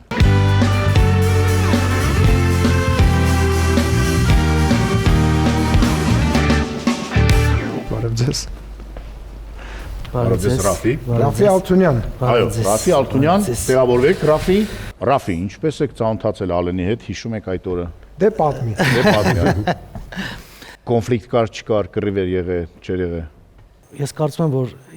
թե ես, թե պարոն Սիմոնյանը կոնֆլիկտային չենք։ Խնդրեմ պարոն Սիմոնյան տեղ մի ասեք, կոնֆլիկտային ինչ արդեն ամեն չասեք։ Չէ, բայց դուք հրավիրել եք իր անկերոջ, ես կարող եմ իր տեղն էլ խոսեմ, ինչ որ բաներ, բայց ասեմ կարևոր մի բան, ես մեր ընկերությունը գրեթե շուրջ 15 տարվա պատմություն ունի, 16, երբ որ ես վերադարձա զինվորական ծառայությունից, ստացվեց այնպես, որ պարոն Սիմոնյանը ծանոթացանք եւ պարոն Սիմոնյանը հանդիսացավ իմ երաժշտական պրոդյուսերը, գաղտնիք չի, որ բոլորս գիտենք, այն ժամանակ Ալենը ուղիղ կապ ուներ շոու բիզնեսի հետ։ Ծանոթացանք եւ ես այդ ժամանակ գրել էի իմ առաջ։ Այդ կապերը ուղիղ են թե ծուր են, բայց կապ ուներ։ Այդ ժամանակ ես ունեմ մի երգ, որը որ ստեղծագործել էի ծառայության ժամանակ, որը որ չուներ հասցեատեր։ Պարոն Սիմոնյանը լսեց այդ երգը եւ ասաց, որ այս երգը պետք է կատարի Քրիստինե Պեպելյանը։ Ծանոթացրեց ինձ Քրիստինե Պեպելյանի հետ, դա իմ առաջի երգն էր։ Մենք ծանոթացանք եւ Քրիստինեն երգեց այդ երգը, երգ ունեցավ մեծ արձագանք խոսքս հայ զինվոր երգի մասին է եւ այդ երգը նաեւ ինձ որպես երգահամբեր է ճանաչում, որի համար առիթից օգտվելով եւս մի անգամ շնորհակալ եմ իմ ընկերոջը եւ այսպես ասած այդ ճանապարհը գնաց արդեն իմ ճանապարհը գնաց դեպի լուրջ երկարվեստ եւ ես շարունակեցի արդեն գրել երգեր հայկական տարբեր արտիստների համար։ Այսինքն իսկապես ձեր ճանապարհը շոու կամ ձեր ուղին շոու բիզնեսում այդ դարպասները Ալեն Սիմոնյանն է բացել։ Դե տենց ինքը տաղանդավոր տղա էր, կբացվել այդ դարպասները, Ալենը միջոց էր, առիթ էր։ Բայց չէ որ ասում են որ տաղանդավորին է պետք օգնել, անտաղանդները իրենք իրենցով կհասնեն։ Դա էլ կա։ Համաձայն եմ։ Ինչ ծիծաղելի պատմություններ ունեք կապված իրար հետ կամ ինչ կարող եք հիշել։ Ծիծաղելի։ Չպատմես լավ։ Ծիծաղելի ունենք, բայց Պատմելու չի։ չէ պատմելու, ինչ չէ։ Օրինակ մի անգամ ես այն ժամանակ չունեի ուրեմն երաժշտական ստուդիա եւ ստեղծագործում էի տանը ունեի երաժշտական էլեկտրոնային գործիք,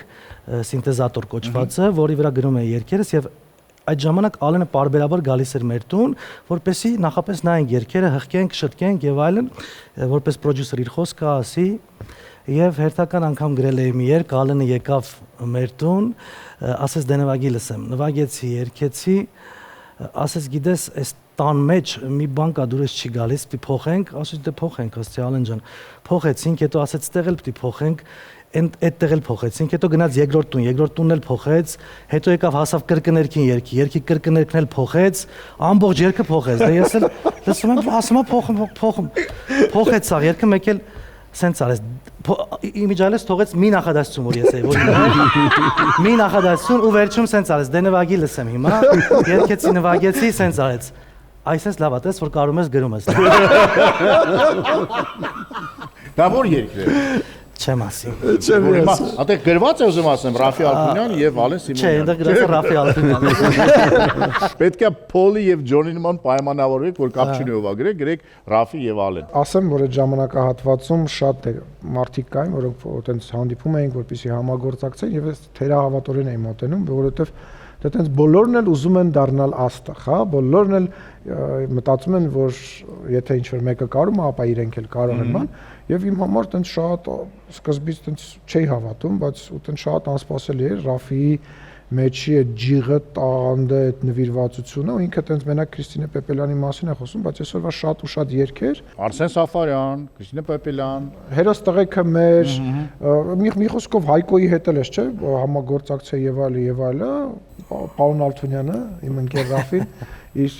տեղը այտենց շատ հստակ ձև Դալիթայի համար են շատ գործ արել, իր տեղը զբաղեցրել է։ Վերջերս հերթական հարցազրույցին էի հեռուստաընկերությունում եւ մեզ բոլորիս մոտ ստացվում է որ բարբերաբար խոսքի մեջ ռուսերեն բառեր ենք օգտագործում։ Իմ դեպքում պարբերաբար հայերեն բառեր եմ օգտագործում։ Այո, եւ այդ հարցազրույցից անցնում է մի քանի օր եւ ստանում եմ նամակ պարոն Սիմոնյանից հետեւյալ նախադասությունը մեզ խայտարակ մի արա։ Ընդամենը հետա գրած։ Ալեն Սիմոնյան։ Ալեն Սիմոնյան։ Մեզ խայտարակ մի արա, Ալենից ստանում եմ նման նամակ ու մտածում ասում այ մարդես ինչ ա եղել, ինչ խայտարակ, մտքովս ոչ մի բան չի անցնում։ Հիմա զանգում եմ իրեն, չի պատասխանում, ըստ երևույթի զբաղվածության առումով գրում եմ չի պատասխանում, անցնում է մի քանի օր, արդեն դե ընկերը տա մտածում ես կարող ինչ-որ բանով նեղացրել ես, ուզում ես հասկանաս ինչն է խնդիրը, նա մանավանդ որ չի պատասխանում, խոսում եմ մարդկանց հետ, որոնք որ եւ Ալենին են ընկեր եւ ինձ են ընկեր, ասեմ կարող ձեզ ինչ-որ բան ասե, Այսինքն մտածում եք ինչ-որ նեղացել կարող նեղացրել եմ ինչ-որ բանով, չգիտեմ, ոչ միտումնավոր թեկուս չեմ հասկանում ինչա կատարվում ու տվայտվում եմ այդ մտքերով 2-3 օր ինչ կարա եղած լինի մի խոսքով որ հասկանում եմ չեմ հասկանում եմ որ ասում չեմ գուշակում ինչն է խնդիրը անցնում իմ առօրյա այն որ գործերին ստուդիայում եմ ստեղծագործական process մեկ էլ նամակ է գալիս Ալենից կտրած այդ կտորը ինքը կտրել է ուղարկել է որտեղ որ ես ռուսերեն եմ խոսում ու տակը գրել է ռուսերենի տեղը գեղեցիկ հայերեն խոսի Խնդրեմ ժամանակն է եւս մեկ երաժշտական կատարում լսենք մեր հիանալի բենդից տեսնենք թե ով է երգում տեսնենք թե ինչ է երգում եւ տեսնենք թե այս երգը ինչ հիշողություններ կբերի բոլոր ներկաներին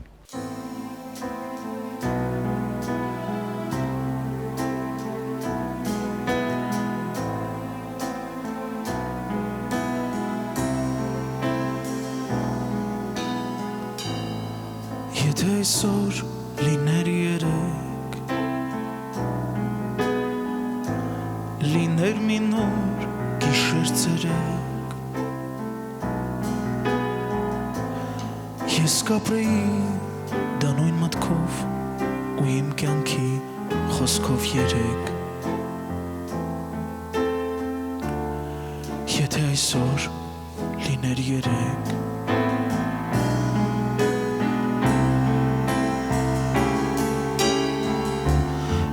Եթե այսօր լիներ երեք Ես կասեի ինձ կներեք Երգել եմ կամքն ինչպես որ կա ու կյանքը իմ դարձել է երգ Եթե այսօր լիներ երեք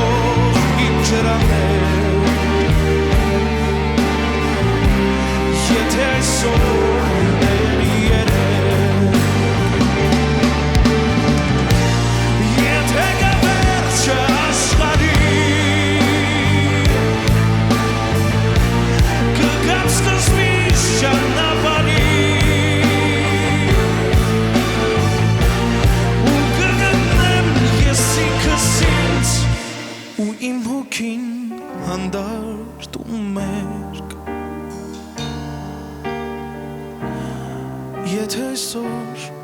լինի երեք Եթե այսօր լինի երեք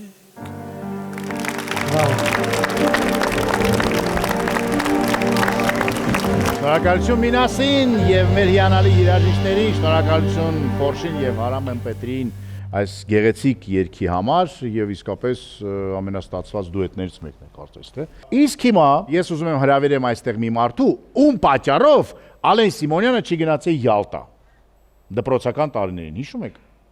Ախպերս, հա։ Ում պատճառով Ալեն Սիմոնյանը չի գնացել Յալտա դպրոցական տարիների։ Ում պատճառով։ Հիմա կտեսնենք։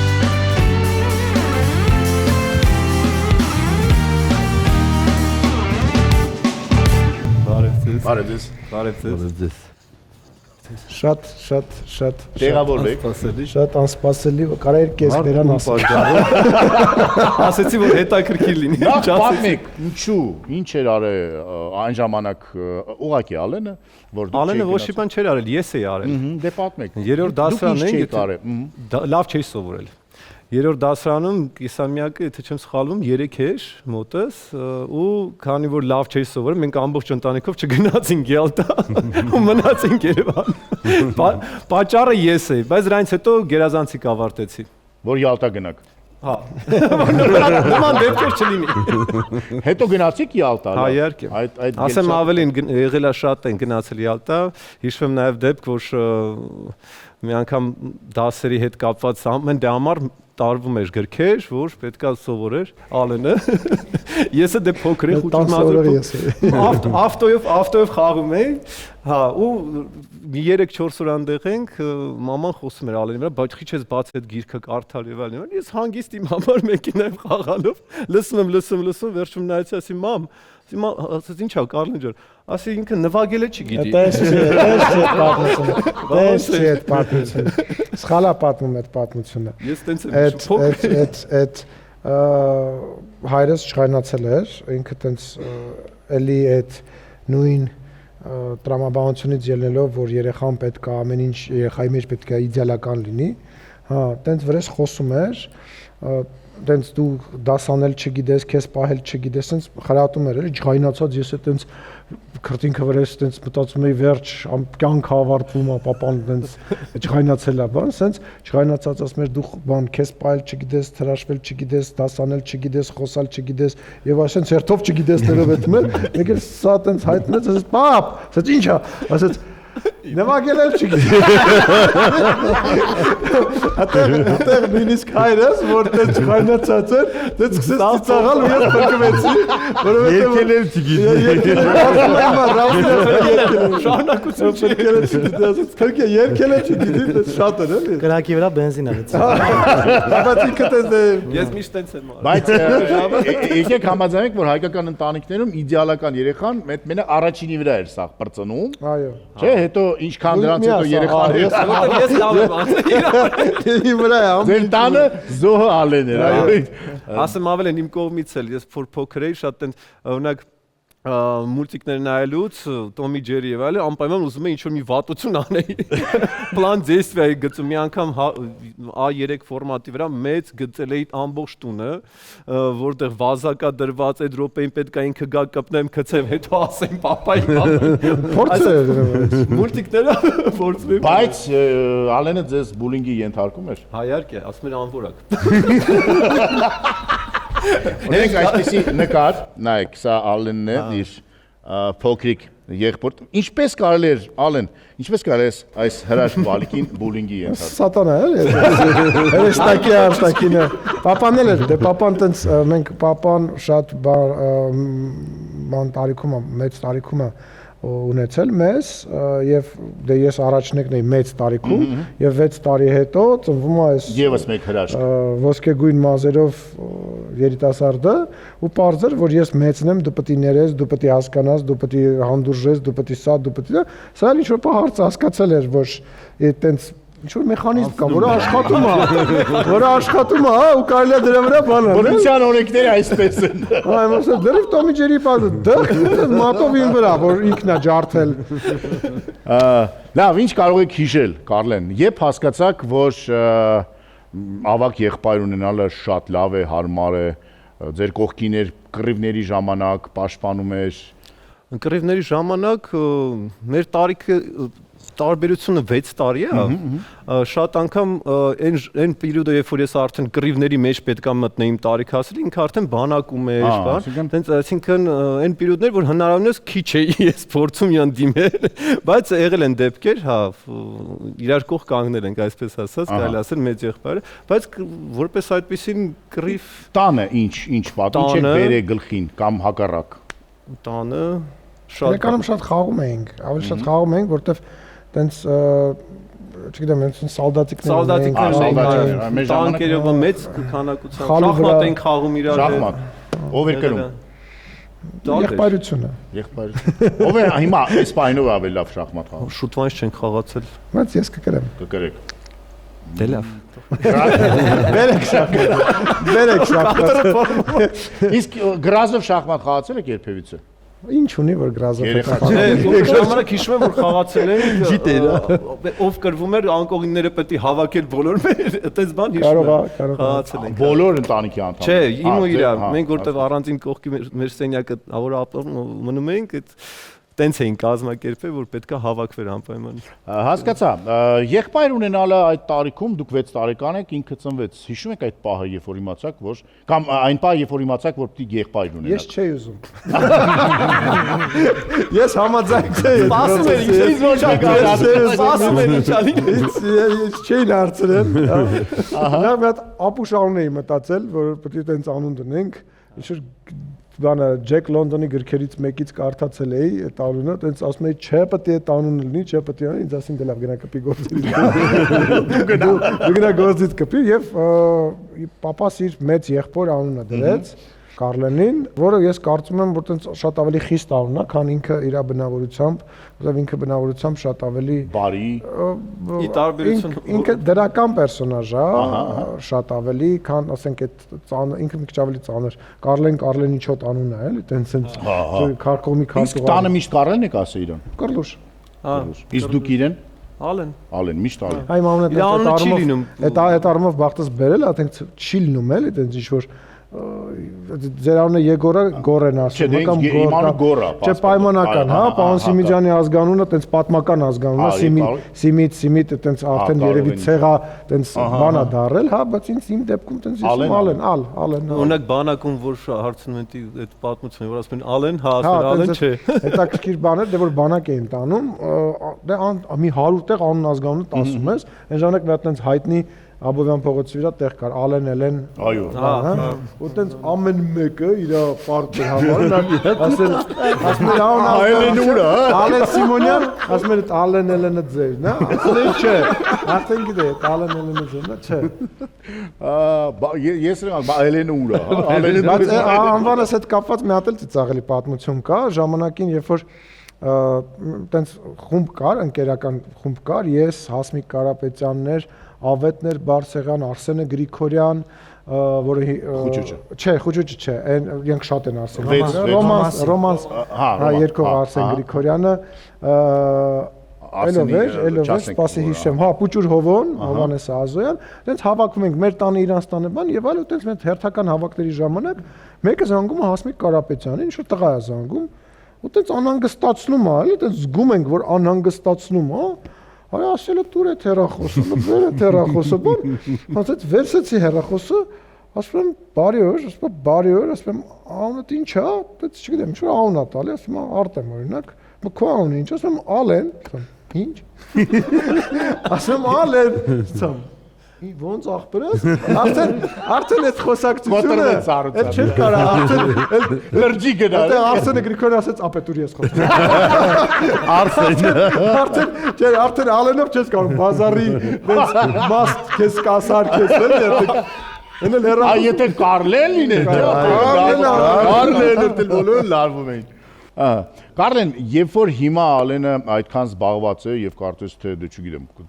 շաբաթական քանի անգամ եք իրար տեսնում, նո օրվա մեջ հաստատ զանգում եք, խոսում եք, շփվում եք, բայց ասեմ կարոտում եք իր ֆիզիկապես ներկայությունը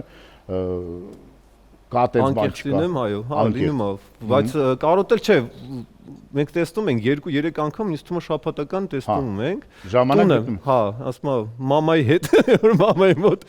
տեսնում ենք անպայման, լինում է շատ է։ Լինում է որ 2-3 անգամ հա տեսնում ենք իրար։ Հիմա այս պարագայում երբ որ բոլորը, ու կամ ոչ բոլորը, հիմա շատ ավելի շատ մարդիկ ձեզ դեմքով տեսան եւ հաստատ գիտեն որ դուք Ալեն Սիմոնյանի եղբայրն եք։ Չգիտեմ, ինչ որ անհետ խնդրանքներ փողոցում կամ ասեն մոտենան ասեն մի հատ կտակ Ալեն Սիմոնյանը հերոսի համարը կամ այս փոխանցեք իրան, չգիտեմ։ Կներեք, չի կարա տենց բան լինի, որովհետեւ ես ամեն օր գրեթե փողոցում եմ եւ նույնիսկ իմ հետ կապված տենց բաներ չի լինում, մեր երկրում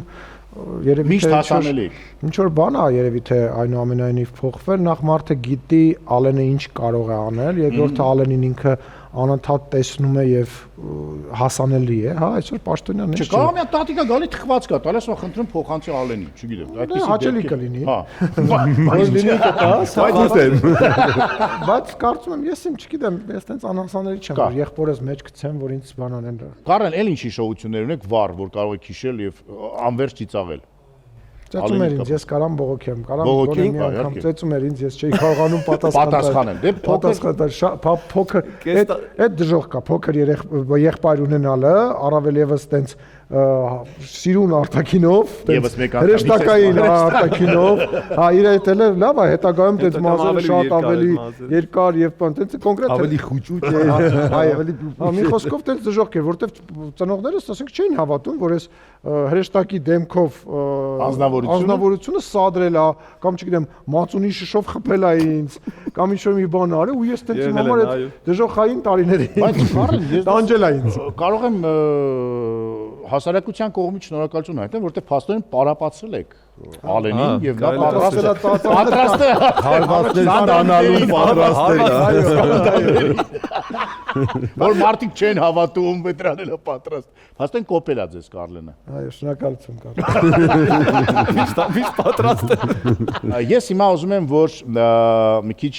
չարաճճի բան անենք, այսինքն մենք չէ, մենք բոլորս կարող ենք լինել վկա այդ չարաճճի բանի։ Ալենը փորձի զանգել պարոն վարչապետին եւ հետաքրքիր է ինձ պարոն վարչապետի ռեակցիան։ Ես հարցեր կտանք, ես պարոն վարչապետին օրինակ շատ կուզեի հարցնել թե վերջի ես հարցերն եմ պարոն վարչապետին։ Միջալից որ փորփրե, միգուցե հին համարը մեր պրոդյուսերներից մեկը հաստատ կունե, որտեվ Նիկոլ Փաշինյանը կարող է ունենալ։ Բայց պետք չի մի զանգի։ Չէ, բայց չէ, ուղղակի ուզում ասեմ, որ կարող է զանգեն, որտեվ այս տաղավարում չէ, կողքի տաղավարում մամա եփած ուրիշ է, պարոն Փաշինյանը եկել էր 2018 թվականի մեր վերջին եթերներ, այսինքն 2018 թվականի տոնական եթերներ հունվարի 1-ի եւ իմիջիայլոց եթե չեք դիտել, խնդրում դիտեք, որտեղ այնտեղ վերջում երբ որ կենաց ասում պարոն Փաշինյանը, ինչ ասում եւ ինչա հետո տեղի ունենում 2018 թվականին։ Դա միստիկա է պարզապես իմ համար ամենայն դեպս։ Այ դուք եք կդիտեք, YouTube-ով գտեք, մեր դիտումները կբարձրանան իմիջիայլոց, այո։ Ոնց է կոչվում։ Մամա եփածն ուրիշ է, Նիկոլ Փաշինյան, որ գրեք YouTube-ով կբերի։ Լավ, հիմա փորձենք զանգալ պարոն Սիմոնյանը։ Զանգարի, մենք էլ կարող եք դուք էլ հարցեր ունեք։ Ալո։ Ալո։ Բարև ձեզ, պարոն վարչապետ։ Հարմար է խոսել։ Պարոն վարչապետ, ես հիմա շանթի եթերում եմ եւ հաղորդավար Եգոր Գլումովը տենց խնդրեց որ եթերում։ Չէ, ձայնագրություն է, բայց եթեր կգնա ենթադրում եմ։ Եգոր Գլումովն է ստեղ եւ բարևում է։ Բարև ձեզ։ Եվ ես արդեն երևի դուք կարող եք խոսեք։ Ես։ Պարոն Գլումով, մենք ձեզ հետ վերջին անգամ այն բանի խոհարարական բանում ենք։ Հենց նոր հիշում եմ, այո, վերջին անգամ տեղ եկեք ինձ մոտ եթեր 2018 թվականին Սուրենյանի հետ։ Այո։ Ես Աննայի հետ, Սուրենյանը կնոջ հետ։ Տեսնում եք, Սուրենյանը միջև հիմա դա 2018 թվի վերջի 2018 թվի առաջի մեր եթերն էր։ Դուք կենաց ասեցիք, որ հիմա բոլորին ասում եմ, խնդրում եմ այդ դրվագը դիտեք եւ տեսեք թե պարոն Փաշինյանը ինչ ասում։ Ուզում ասեմ, դուք է դիտեք։ Գրում եք YouTube-ում գրում եք ուրեմն մամա եփածն ուրիշ է, Նիկոլ Փաշինյան եւ վերջին դրվագը դիտեք։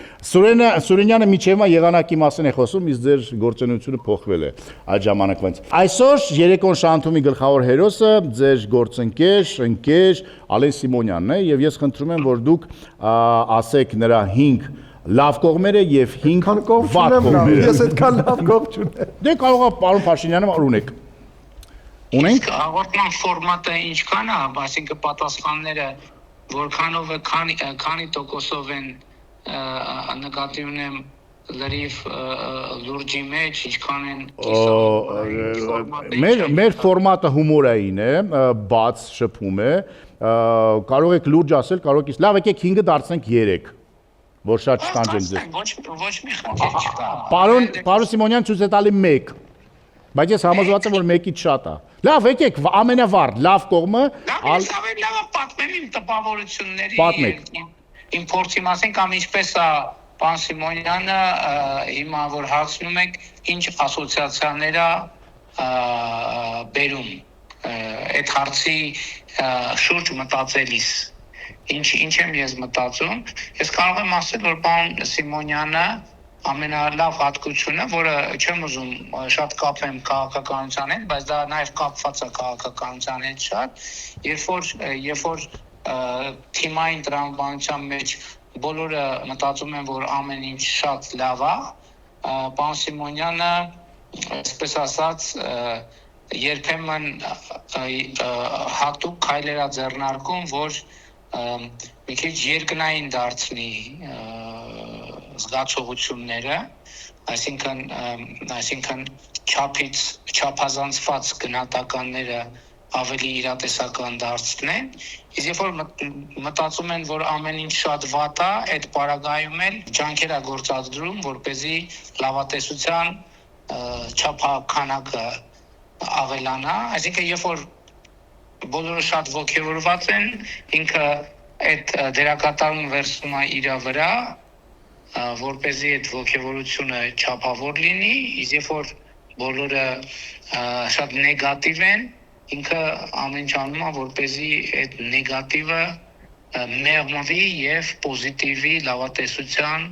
նշաններ հայտնվեն, ու ինքը ընդհանրապես շատ պոզիտիվ մարդ է, շատ լավ զրուցակից է, անգլերենում մի հատ այսպիսի արտահայտություն կա thought provoking, այսինքն մտածելուն սադրող, մտածելուն սադրող։ Եվ պարոն Սիմոնյանը այդպիսի հատկություն ունի եւ շատ լավ կազմակերպիչ է եւ լավ ընկեր է։ Չնայած ժամանակին հանձնել է դատախազությանը։ Դե եկեք հիշենք, որ Հիսուսին է մեկ անգամ, հիշում եք, երեք անգամ դավաճանել։ Դե լավ, դες չեմ դավաճանել։ Ուրիշ շատակի։ Երեք անգամը ուրանալն է։ Պետրոս, այո։ Բայց իհարկե դա ինչ որ տեղի ունեցել իմ ցանկությամբ եւ իմ որոշմամբ, պարզապես պարոն Սիմոնյանը ինձ օգնել է, բայց սական կողմերի մեջ կարող եմ ասել, որ ինչն է, երբ որ ասում եմ ինքը շատ դրական մարդ է, ու ինքը իսկապես շատ պոզիտիվ մարդ է, բայց սականն է նա, որ երբեմն պոզիտիվից որոշ դրվագներով շատ նեգատիվանում է կտրուկ եւ ջանքեր է պետք լինում գործադրեն իրան բերելու բնական վիճակին, բայց նեգատիվը իր բնականը չի, բայց երբեմն իհարկե դա բոլորիս մոտ է ալնում, իր մոտ էլ ալնում, բայց ես իր մոտ դա ամենասուրն եմ նկատում, որ ինքը քանի որ հատուկ չի իրան նեգատիվը ընդհանրապես, այդ նեգատիվը իրան ընդհանրապես շատ անբնական է եւ կա չէ որ չի սազում, կա հակոստ կամ իրավիճակ, որ իր կներեք այդ բանի, իր հակով չի նեգատիվը եւ երբեմն շատ նեգատիվանում է եւ դա թերևս միակ թերությունն է, որ ես կարող եմ նշել։ Առավելություններ էլի կարող եմ նշել, ինչքան նա ձեզի բան։ Ես առաջարկում եմ, այսինքն ոչ թե առաջարկում եմ, այլ հրավիրում եմ ձեզ այս տաղավար, որ դուք էլ լինեք մեր երեկոներից մեկի գլխավոր հերոսը եւ խոսք եմ տալի ընդհանրապես, հիմա չեք հասցնի արդեն։ Հիմա արդեն ծրագիրը ավարտվում է ընդհանրապես։ Ասոս հազիվ սկսել էին կարանքեսում։ Մեծ սիրով ձեզ կսպասենք եւ կտանք նաեւ ձեզ այն հարցերը, որոնց որ պատասխանները դեռ չգիտենք։ Ես էլ ինչ-որ մեկին զանգեմ։ Տեսնենք, իմիջիացիոն կարող եք զանգել, մտքովս անցա, ում կարող։ Շատ բարի, եթե նա տաղավարում չլինի, անպայման կզանգենք եւ կլսենք Ալեն Սիմոնյանի ձեր գնահատականը լավ եւ վատ կողմերի։ Բայց մենք դες օֆիցիալ եւ պաշտոնական ենք հրավիրում, parza որ պետք է թուղթ գրենք 15 օրվա մեջ պատասխան ստանանք, բայց չէ։ Всё, ուրեմն սպասում ենք ձեր պատասխանին։ Հիմա ես օֆիցիալ հրավիրում եմ ու սպասենք ձեր պատասխան։ Պարոն վարչապետ, մենք ձեզ հրավիրում ենք երեկոն շանթում գլխավոր հերոս որպես։ Կգաք թե ոչ։ Կգամ, այո, կգամ։ Ասեց կգամ։ Ուրեմն կգա։ Շնորհակալություն։ Ես եմ շնորհակալ։ Շնորհակալություն, պարոն վարչապետ։ Կողեք պարոն Սիմոնյանին։ Այո, շնորհակալ